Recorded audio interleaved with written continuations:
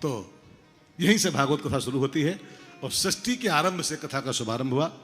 राजन, जब ये संसार नहीं था, कुछ भी नहीं था, सब जल ही जल था। प्रलय चल रही थी और उस प्रलय काल के जल में पूरा संसार डूबा हुआ था। उसी प्रलयकालीन जल के भीतर भगवान नारायण शेषनाग की सैया पर सो रहे थे। जब सृष्टि का समय आया तो भगवान की नाभि से कमल हुआ, कमल से ब्रह्मा जी हुए। ब्रह्मा जी को आज्ञा मिली तप करो, पहले तब आपको काम सौंपा जाए, पहले तपस्या कर लो, कुछ करने के लायक हो जाओ, तब काम सौंपे। तो ब्रह्मा जी ने उसी प्रलयकालीन पानी में कमल पर बैठ करके 1000 साल तपस्या की, ऐसा कथा आती। भगवान ने उनको दर्शन दिया है ब्रह्मा जी को, और फिर आज्ञा दी कि ब्रह्मा जी तुम विधाता हो, विधि हो, तुम संसार बनाओ। तो ब्रह्मा जी ने पहले तो 10 प्रकार की सृष्टि बनाई, मानसी सृष्टि 10 प्रकार की, मैं भूत प्रेत बनाए, बहुत कुछ बनाया। पहले सनकादिक बनाए, 4 ऋषि, पहला आइटम 4 ऋषि बनाए, सनकादिक ऋषि। वो चारों के चारों बैरागी हो गए, आगे बढ़ गए, संसार का विस्तार नहीं हुआ उनसे। तब फिर बनाए वो 10 मानस पुत्र, उसमें भी 9 सन्यासी हो गए उसमें से, तो वो भी काम आगे नहीं बढ़ा। तब ब्रह्मा जी को लगा अब मैं दूसरा बिजनेस करूंगा। एक व्यवसाय होता है ना, वो चलता है, वो चेन वाला व्यवसाय, वो कि 3 मेंबर हम बनाए, फिर वो 3, फिर 3 वो बनाए, फिर वो 3 वो बनाए, फिर वो 3 वो बनाए। फिर होता है ना कोई व्यवसाय ऐसा चलते हैं समाज में, क्या बोलते हैं उसको, होता है ना, पहले 3 हम बनाए, फिर वो 3 बनाए, 3 फिर वो बनाए 3 चेन। तो ब्रह्मा को लगा अकेले थक जाऊंगा यार, मैं कितना बनाऊंगा मैं, तो ऐसा व्यवसाय करूं कि सब बनाऊं। तो ब्रह्मा ने क्या किया, अपने दाहिने भाग से एक पुरुष बनाया और बाएं भाग से एक स्त्री बनाई। पुरुष का नाम रखा मनु और स्त्री का नाम रखा शतरूपा। दोनों की शादी कर दिया और कहा मैं तो बनाता ही ब्रह्मा हूं ही, लेकिन तुम बनाओ, तुम भी संतान पैदा करो तो संसार का जल्दी विस्तार होगा, तुम्हारे बच्चे और पैदा करेंगे तो और विस्तार होगा। तो मनु जी को जब आज्ञा दी कि संतान उत्पादन करो, संसार की वृद्धि करो, तो मनु जी ने कहा महाराज आपने आज्ञा तो दिया है कि संसार की वृद्धि करो, बच्चे पैदा करो, लेकिन बच्चे कहां रखूंगा मैं, धरती तो है नहीं, खाली पानी पानी है सब, धरती तो है नहीं, धरती कहां गई। तो ब्रह्मा जी को आज्ञा बने, मनु ने कहा कि ब्रह्मा जी धरती तो आपने बनाई थी, पहले भगवान ने बनाई थी, लेकिन वो धरती तो हिरण्याक्ष लिए बैठा है पाताल में। एक दैत्य था हिरण्याक्ष, उसने धरती को चुरा लिया था, और खाली पानी था, धरती पाताल में थी। तो मनु जी ने कहा संतान तो बनाऊं, लेकिन कहां रखूं, धरती तो है नहीं। तब ब्रह्मा जी को टेंशन हुआ कि हिरण्याक्ष बहुत बड़ा दैत्य है, उसको कौन मारे, कौन उसकी चंगुल से पृथ्वी को निकाले, तब संसार आगे बढ़ेगा। तब उसी चिंता में ब्रह्मा जी बैठे थे, कौन हिरण्याक्ष को मारेगा, कौन पृथ्वी निकालेगा बाहर। ब्रह्मा जी को छींक आई उसी चिंता में, और छींक के साथ ही उनके नाक के रास्ते एक छोटा सा वारा मीन्स पिग, सुअर बाहर निकला, छोटा सा सुअर, मच्छर के साइज का, छींक के साथ बाहर आ गया। वो सुअर नहीं था, भगवान का वारा अवतार था, नारायण का। वो हवा में खड़ा हुआ वारा हो, और देखते देखते विशाल आकार धारण किया, पाताल में प्रवेश किया। भगवान वाराह ने जाके हिरण्याक्ष को मारा, हिरण्याक्ष को मार के उसके चंगुल से पृथ्वी को निकाला, और निकाल के उसको धरती पर स्थापित किया। और फिर ब्रह्मा जी को आज्ञा दी अब बनाओ संसार, अब विस्तार करो। तो ब्रह्मा जी ने मनु और शतरूपा की शादी करा के और पृथ्वी का प्रथम राजा उनको बना दिया कि पृथ्वी आपके हवाले है, अब इसका विस्तार करो। तो मनु जी के 5 संतानें हुई। कथा पर बहुत ध्यान दीजिएगा। एक बात यहां पर जान लो आप 1 मिनट में, हिरण्याक्ष को वाराह ने मारा है, इस कथा का एक वैज्ञानिक अर्थ है, ध्यान देकर सुनिएगा। हिरण्याक्ष 2 भाई थे, हिरण्याक्ष हिरण्यकश्यप, ये आदि दैत्य हैं भाई बहनों। अगर दुनिया के पहले दैत्य किसी को माना जाए, सब दैत्य नहीं के आद औलाद बाद में हुए हैं। दुनिया के जो आदि दैत्य जो संसार के हुए हैं वो 2 ही भाई थे केवल, बस पहले दैत्य हिरण्याक्ष हिरण्यकश्यप, वो सब इन्हीं से पैदा होते हैं बाद में। दुनिया को छोड़ो, हमारे आपके जीवन के भी जो आदि दैत्य हैं यही दोनों हैं। जितने भी दुर्गुण जीवन में हैं वो सब इन्हीं के संतान हैं। दैत्य माने दुर्गुण, और सारे दुर्गुणों के जो मूल है यही 2 आइटम, हिरण्याक्ष हिरण्यकश्यप।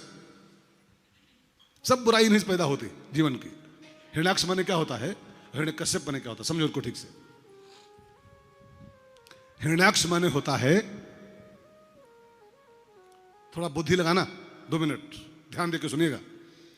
हिरण्य प्लस अक्ष, हिरण्य माने होता है संपत्ति, धन दौलत, हिरण्य हिरण्य। अक्ष माने होता है आंखें। तो हिरण्याक्ष का बिल्कुल खुलासा अर्थ निकल रहा है, जिसकी आंखें 24 घंटा सोते जागते हिरण्य पर रहती हैं, पैसे पर रहती हैं, दौलत पर रहती हैं। हाय पैसा, हाय पैसा, हाय पैसा, हाय पैसा, दिन भर पैसा, रात भर पैसा, सपने में पैसा। जानना साक्षात हिरण्याक्ष है। और इसका अर्थ निकलता है लोभ। लोभ, ये लोभ का प्रतीक है। ध्यान देकर सुनिएगा। लोभी प्रियजिम दाम, लोभी प्रियजिम। तो हिरण्याक्ष जो है लोभ का पर्यायवाची है। हिरण्यकश्यप जो है ये काम का पर्यायवाची है। हिरण्य माने वही दौलत, और कश्यप माने होता है चारपाई, बेड बेड। तो खूब पैसा होता, बढ़िया बेड होता, और उसी पर मैं आराम से, ये काम का प्रतीक है, भोग का प्रतीक है हिरण्यकश्यप। और ध्यान देकर सुनना, लोभ और काम, लोभ और काम, ये दोनों हिरण्यकश्यप हिरण्याक्ष हैं। और सारी बुराई की जड़ जो जीवन में है यही दोनों है। सारे दुर्गुण लोभ से पैदा होते हैं। सारी बुराइयां जीवन की जो है काम से पैदा होती, इसलिए इनको आद दैत्य माना गया, काम और लोभ को। अब लोभ कैसे मरे? वाराह के द्वारा मरता है। वाराह माने संतोष। वाराह संतोष के प्रतीक हैं। अगर आप चाहते हो कि हमारे जीवन का हिरण्याक्ष मरे, लोभ मरे, तो आप भी अपने जीवन में संतोष का प्राकट्य करो पहले। वाराह का प्राकट्य माने संतोष का प्राकट्य। संतोष आएगा तो उस दिन आपको लगेगा जितना है पर्याप्त है, जो प्राप्त है वो पर्याप्त है। देखो, इच्छाओं की पूर्ति तो भगवान नहीं कर पाएंगे आपकी, और संतोष कर लो तो जितना है उतना काफी है। उतना काफी नहीं है क्या? संतोष आ जाए तो जितना प्राप्त है वो बहुत पर्याप्त है हम सबके लिए, वो काफी है वो। लेकिन वाराह नहीं पैदा हो रहा है जीवन में, तभी और लाओ और लाओ। पृथ्वी को लिए बैठा है तब भी संतोष को नहीं। जिसको संतोष नहीं होता है वो पूरी पृथ्वी पा जाए तब भी उसको और चाहिए, और चाहिए। हिरण्याक्ष पूरी धरती दबा लिया था, पूरी पृथ्वी, और तब भी उसको संतोष नहीं था।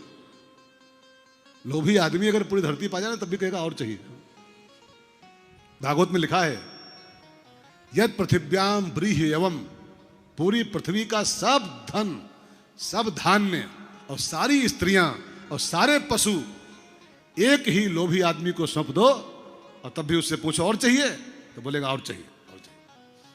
पूरी पृथ्वी का पा जाए तब भी बोलेगा और चाहिए। जब आवे संतोष धन, तो प्राप्त ही पर्याप्त हो जाता है। संतोष आ जाए, मजा आ जाए, जीवन में आनंद आ जाए। अब तो वाराह भगवान ने हिरण्याक्ष को मारा और पृथ्वी को निकाल के उसके चंगुल से बाहर पानी पे स्थापित किया। मनु महाराज जी को उसका राज्य सौंप दिया। शत्रुपा उनकी पत्नी है और 5 बच्चे इनके हुए। संक्षेप में मैं कह दूं, फटाफट ध्यान देकर सुनिएगा। मैं बिल्कुल घड़ी से बोल रहा हूं, आप चिंता न करना। हमारी कथा में आपको घड़ी देखने की जरूरत नहीं। अपनी घड़ी पर निगाह मत डालिए कतई।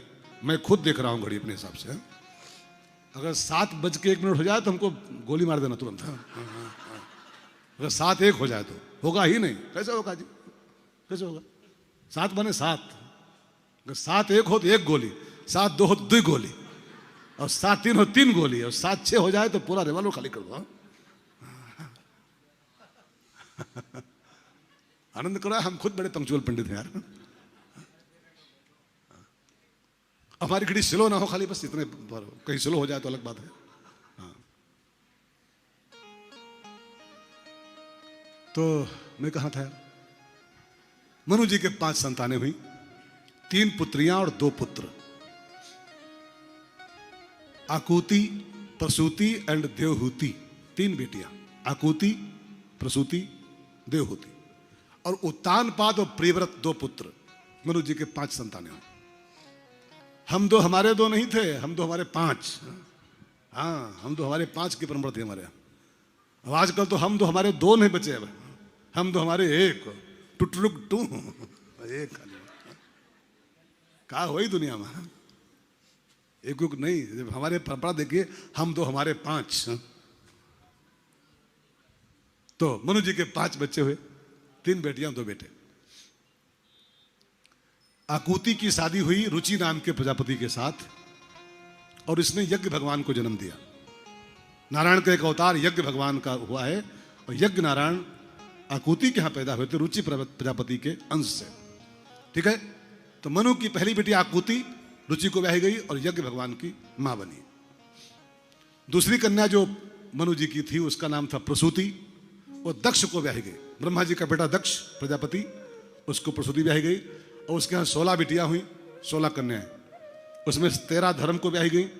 एक कन्या अग्नि भगवान को ब्याही गई, स्वाहा नाम था उसका, स्वाहा। इसलिए हम जब अग्नि में कुछ डालते हैं स्वाहा बोलते हैं, स्वाहा स्वाहा। स्वाहा माने अग्नि भगवान की पत्नी है वो। ठीक है, और 14वीं कन्या थी, 15वीं, उसका नाम था स्वधा।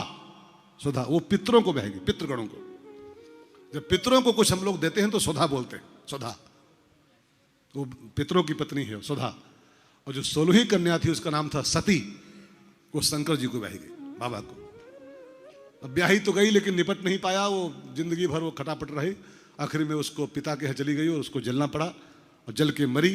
फिर बनी पार्वती और फिर तपस्या किया, भगवान शिव को फिर ब्याही गई, और वो जोड़ी आज तक चल रही। भवम भवानी सहितम नमामि। तीसरी कन्या का नाम था देवहूति। देवहूति की शादी करदम नाम के महात्मा के साथ हुई थी, करदम जी। और करदम जी की शादी जब मनु करने गए देवहूति जी के साथ उनको लेकर के, तो करदम ने शादी के पहले एक शर्त रखी थी कि एक बेटा होते ही मैं संन्यास लूंगा। शादी तो कर लूंगा, अब बिटिया लेके आए हो तो शादी कर लूंगा, लेकिन ये पूछ लो बिटिया से भी, आप भी तय कर लो, एक बेटा ज्यों होगा हमारे जीवन में मैं संन्यास ले लूंगा। मंजूर हो तो फिर भावरी घुमा जाए, नहीं तो फिर जाओ, ले जाओ। देवहूति से पूछा, बेटी आपकी राय क्या है? मनु ने पूछा, एक बच्चा होते संन्यास लेगा बाबा? ये कहो तो करें। तो देवहूति मैया ने भी स्वीकार कर लिया, स्वामी पिताजी ऐसा ही पति हमको चाहिए, खाली भोगों में डूब के जीवन गंवा दे वो पति किस काम का। एक बेटा हो जाए, गृहस्थी का धर्म पूरा हो जाए, भजन करेंगे दोनों प्राणी बढ़िया चैन से, ऐसा ही पति हमको चाहिए। ध्यान देना, विवाह हमारे यहां भोग करने का, खाली भोग विलास का वो व्यवस्था नहीं है। हमारे विवाह संस्कार माना गया है, संस्कार है। दोनों प्राणी मिल करके भगवान की प्राप्ति करें, हम भवसागर पार जाएं। हमारे यहाँ शास्त्रों में लिखा है, पति होता है मल्लाह और पत्नी होती है नाव। अकेला मल्लाह पार नहीं हो पाएगा, अकेली नाव नहीं पार हो पाएगी। ये दोनों की शादी क्यों की जाती है? ये नाव मल्लाह मिले और मल्लाह और नाव मिलकर के इस संसार सागर से पार हो जाए। लेकिन पार होने के बजाय हम लोग जब मिलते हैं तो और डूब जाते हैं। ऊटी मंसूरी नैनीताल घूम घूम के और खाली भोग विलास हम डूब के मर जाते हैं उसी में। कहाँ शादी हुई थी पार होने के लिए और कहाँ डूब जाते हैं और गहरे में। तो हमको ऐसा ही पति चाहिए था, जो एक बच्चा हो जाए बस, गृहस्थ आश्रम पूरा हो जाए, दोनों भजन करेंगे पार हो जाएंगे। शादी हुई इसी शर्त पर, एक बच्चा और संन्यास। मनु महाराज अपनी बेटी को सौंप दिए और देवहूति को, करदम जी को, और चले गए। अब देवहूति मैया ने अपने पति को अपनी सेवा स्वभाव से इतना संतुष्ट कर लिया, इतना खुश कर दिया अपने पति को कि उनको बोलना पड़ा, तुष्टास्मि देवी बरम ब्रूहि, मैं आपकी सेवा से खुश हूं देवी जी, मांगो क्या चाहिए। मैं तो आपसे विनती करूं, मानो ना मानो करना मेरा धर्म है, विनती कर लूं। प्रत्येक पत्नी का सबसे बड़ा धर्म, सबसे बड़ी पूजा, सबसे बड़ी तपस्या अगर कोई है, पति संतुष्टि। अगर स्त्री के स्वभाव से, व्यवहार से, बोलचाल से उसका पति संतुष्ट है और बोल दे अपनी जिह्वा से, तुष्टोस्मि देवी, मैं तुष्ट हूं आपसे, संतुष्ट हूं आपसे, तो वो स्त्री लिख ले डायरी में, उसके 4 धाम, 7 पुरियां, 12 ज्योतिर्लिंग, सारे यज्ञ, सारी तपस्या, सब उसका पूरा हो गया, सब पूरा हो गया। अगर पति बोल दे मैं संतुष्ट हूं आपसे, अगर पति बोल दिया कि तुम्हारे साथ शादी करके हम मर गए तो फिर चाहे कितना एतवार सोमवार का व्रत कर ले वो नारी, चाहे कितना पीपर में धागा लपेट ले बरगद में, उसका कुछ नहीं होने वाला है। अपने स्वभाव से, आचरण से, बोली बाणी से, नेचर से इतना खुश कर दो कि पति बोल दे जिह्वा से, तुष्टोस्मि, तुष्ट हूं आपसे, संतुष्ट हूं आपसे, जानना आपका सब काम बन गया, लोक परलोक सब बन गया आपका। नारी के लिए बहुत छूट है ये शास्त्रों में। अब कर्दम ने कहा मांगो क्या चाहिए देवी जी? तो उसने कहा स्वामी आपने कहा था 12 साल शादी को हो गए थे, 12 साल इस बीच में आपने कहा था एक पुत्र फिर संन्यास। 12 साल शादी को हो गए हैं, अगर आपको लग रहा हो अवसर अच्छा लग रहा हो तो एक पुत्र का हमें दान कर दो, हमारा भी दाम्पत्य जीवन पूरा हो जाए। नारी का माँ बनना, एक बात कहूँ ना, नारी मौसी बन जाए, साली बन जाए, बुआ बन जाए, बहन बन जाए, पत्नी बन जाए, पत्नी भी बन जाए, तब तक भी नारी पूर्ण नहीं बन जाती। नारी पूर्ण कब होती है? जब वो माँ बनती है। वो भाभी हो सब बन जाए लेकिन माँ ना बने तो उस नारी का जीवन अधूरा। तो अगर आपकी इच्छा हो, कृपा हो, तो आपने जो वादा किया था शादी के पहले एक पुत्र का हमें दान कर दो, फिर आप संन्यास ले लो। तो कर्दम ने एक विमान बनाया। देखो विमानों की संकल्पना राइट ब्रदर्स ने अभी 100 साल पहले किया है। जो जहाज आजकल उड़ रहे हैं विमान, ये इनकी कल्पना तो आज के 100 साल पहले के आसपास की विमान ही है। राइट ब्रदर्स अभी हुए हैं 100 साल पहले, तब ख्वाब देखा था कि वो कैसे उड़ते हैं पक्षी। लेकिन ये पुराने आज की नहीं है जी, ये पुराने हमारी लाखों साल पहले लिखी हुई हैं, लाखों साल पहले की। मतलब लाखों साल पहले हमारे यहाँ विमानों की कल्पना है। राइट ब्रदर्स उसके जनक नहीं है, जनक नहीं है। वो आज के दृष्टिकोण से, विज्ञान के दृष्टिकोण से राइट ब्रदर्स भले हों, लेकिन हमारे यहाँ रामायण आज की नहीं है। रामायण हमारे यहाँ 10 लाख साल पहले की, 11 लाख साल, वहां विमान की चर्चा आती है। हमारे यहाँ जहाज पहले से लिखे हुए हैं। पुष्पक विमान राम के समय में था, राम आज हुए हैं क्या? लाखों साल पहले राम जी हुए, तब विमान था हमारे यहाँ। और बिना पेट्रोल, बिना पायलट उड़ता था, बिना पेट्रोल बिना पायलट, ऐसे जहाज थे। ये ड्रोन प्रोन आज बन रहे हैं, अब बनना शुरू हैं बिना पायलट के जहाज। ड्रोन अब आज बनने शुरू हैं। हमारे यहाँ बिना पायलट के जहाज कब से उड़ रहे थे, कब से, पुराणों में, ग्रंथों में।